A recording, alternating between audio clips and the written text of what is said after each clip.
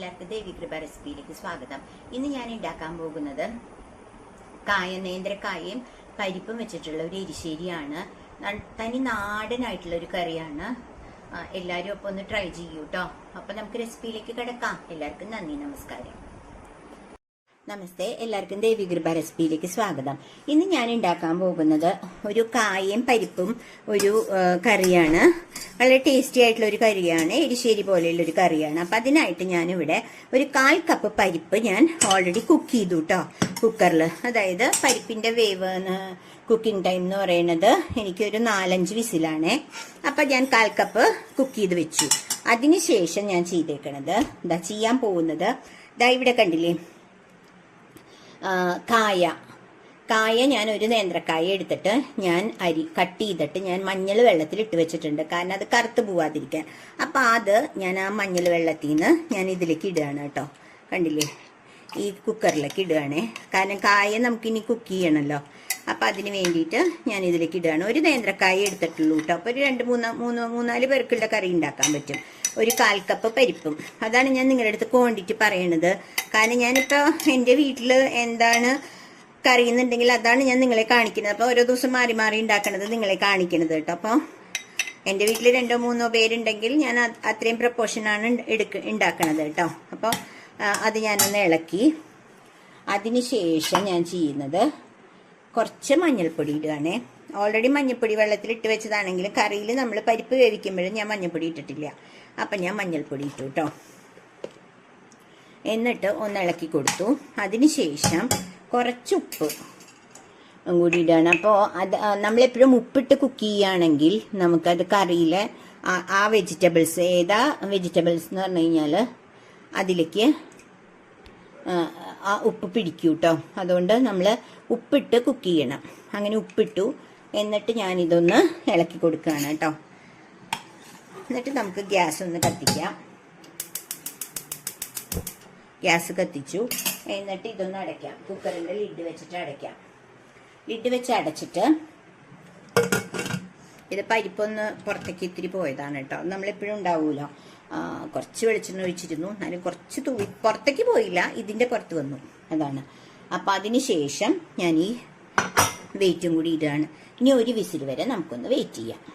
അത് കുക്കായിക്കൊണ്ടിരിക്കുകയാണ്. അതിൻ്റെ ഇടയിൽ ഞാൻ നിങ്ങളെ കാണിച്ചു തരാം കേട്ടോ. ഞാനൊരു മിക്സിയുടെ പാത്രത്തിൽ ഞാൻ ഒരു 1.5 കപ്പ് അല്ലെങ്കിൽ ഗ്ലാസ് തേങ്ങയിൽ ഞാനിവിടെ ഒരു 6-7 ചെറിയ ഉള്ളി, മുളക് പൊടി, പിന്നെ കുറച്ച് ജീരകം കൂടി ഇട്ടിട്ടുണ്ട് കേട്ടോ. ഈ സൈഡിൽ നിങ്ങൾക്ക് കാണാൻ പറ്റുമായിരിക്കും. ജീരകം കൂടി ഇട്ടിട്ടുണ്ട്. എന്നിട്ട് ഇത് നമുക്കൊന്ന് നന്നായിട്ട് അരച്ചിട്ട് വരാം. അതുവരെ ഒന്ന് വെയിറ്റ് ചെയ്യണേ. അപ്പോഴേക്കും നമ്മുടെ കായയും കുക്കാവും. കായയുടെ കുക്കിംഗ് ടൈം എന്ന് പറയുന്നത് 1 വിസിൽ കേട്ടോ. അപ്പോൾ 1 വിസിൽ അടിച്ചു. വെയിറ്റ് മാറ്റിട്ടോ. കുക്കായി, കായ നന്നായിട്ട് കുക്കായിട്ടുണ്ട്. അപ്പോൾ ഞാനിനി അടുത്തത് കാണിക്കാം കേട്ടോ. നന്നായിട്ട് കുക്കായി. അപ്പോൾ 1 വിസില്. അതിനുശേഷം ഞാൻ നിങ്ങളെ കാണിച്ച ആ അരപ്പില്ല, തേങ്ങയും ജീരകവും ചുമന്നുള്ളിയും ഇട്ടിട്ടുള്ള ആ അരപ്പ് ഞാൻ ഇതിലേക്ക് ഒഴിക്കുകയാണ് കേട്ടോ. കണ്ടില്ലേ? എന്നിട്ട് ഞാൻ ഗ്യാസ് ഓൺ ചെയ്യാണ്. അപ്പോൾ ഇത്രയേ ഉള്ളൂ ഇതിൻ്റെ പണി. അതായത് വളരെ സിമ്പിളായിട്ട് നമുക്ക് ഉണ്ടാക്കാം. ഒരു കായ എടുത്തിട്ടുള്ളൂ കേട്ടോ ഞാൻ. നിങ്ങൾക്ക് വേണമെങ്കിൽ കുറച്ച് കായ കൂട്ടാം. ഞാനിതിൽ ഒരു കായ എടുത്തിട്ടുള്ളൂ. കണ്ടില്ലേ കഷ്ണങ്ങൾ? അപ്പോൾ ഇതൊന്ന് തിളക്കട്ടെ. കുറച്ചുകൂടി ഉപ്പിടണം. നല്ല ടേസ്റ്റി ആയിട്ടുള്ളൊരു നാടൻ രുചിയുള്ള കറിയാട്ടോ, വളരെ സിമ്പിളായിട്ടുള്ളത്. അപ്പോൾ ഉപ്പ് കുറച്ചും കൂടി വേണം. നല്ല ടേസ്റ്റുള്ള ഒരു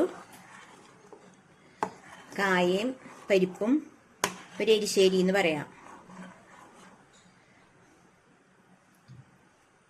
നാടൻ കറി കേട്ടോ. അപ്പൊ ഇത് തിളയ്ക്കണ വരെ നമുക്കൊന്ന് വെയിറ്റ് ചെയ്യാം. ഇത് തിളച്ചു കേട്ടോ, തിളച്ചു തുടങ്ങി. അപ്പൊ ഞാനിവിടെ ഒരു കടായിൽ ഞാൻ കണ്ടില്ലേ, അതായത് കടുക് വറുത്ത് വെച്ചു. കടുക്, വെളിച്ചെണ്ണയിൽ കടുക്, മുളക്, കരിവേപ്പില. അപ്പൊ ഇത് തിളച്ചപ്പോൾ ഞാൻ ഇതിലേക്ക് ഇടുകയാണ് കേട്ടോ. കഴിഞ്ഞു. ഒരു എന്താ പറയുക, പരിപ്പ് വേവിച്ച് കഴിഞ്ഞാൽ പിന്നെ പെട്ടെന്ന് ഇത് ഉണ്ടാക്കാൻ പറ്റും. തേങ്ങ ഇപ്പൊ പരിപ്പ് വേവിക്കണ സമയം കൊണ്ട് തന്നെ നമുക്ക് തേങ്ങയും അരച്ചെടുത്ത് കഴിഞ്ഞാൽ ഒരു 5 മിനിറ്റ് മതി ഈ കറി ഉണ്ടാക്കാൻ. വളരെ ടേസ്റ്റിയാണ്. കായ തന്നെ ഇട്ട് ഉണ്ടാക്കുകയാണ് കേട്ടോ നല്ലത്. കാരണം കായയുടെ ടേസ്റ്റും പരിപ്പിന്റെ ആ ഒരു ഇതും കൂടി ആവുമ്പോൾ ആ ഒരു കോമ്പിനേഷനാണ് ഇത് നല്ലത്. അല്ലെങ്കിൽ വേറെ വെജിറ്റബിൾസ് ഇടാം, പക്ഷെ ഇങ്ങനെ ഉണ്ടാക്കുകയാണ് കുറച്ച് നല്ലത് കേട്ടോ. അപ്പൊ എല്ലാവർക്കും ഈ റെസിപ്പി അപ്പൊ ഞാൻ ഗ്യാസ് ഓഫ് ചെയ്യാണ് കേട്ടോ, തിളച്ചു. അപ്പൊ എല്ലാവർക്കും ഈ റെസിപ്പി ഇഷ്ടമായെങ്കിൽ നിങ്ങളൊന്ന് ലൈക്ക് ചെയ്ത് ഷെയർ ചെയ്ത് സബ്സ്ക്രൈബ് ചെയ്യണം കേട്ടോ. അപ്പോൾ സബ്സ്ക്രൈബ് ചെയ്യാത്തവരൊന്ന് സബ്സ്ക്രൈബ് ചെയ്യണേ. അപ്പൊ അടുത്തൊരു നാടൻ രുചിയുള്ള ഒരു റെസിപ്പി ആയിട്ട് വരുന്നവരെ എല്ലാവർക്കും ബൈ ബൈ.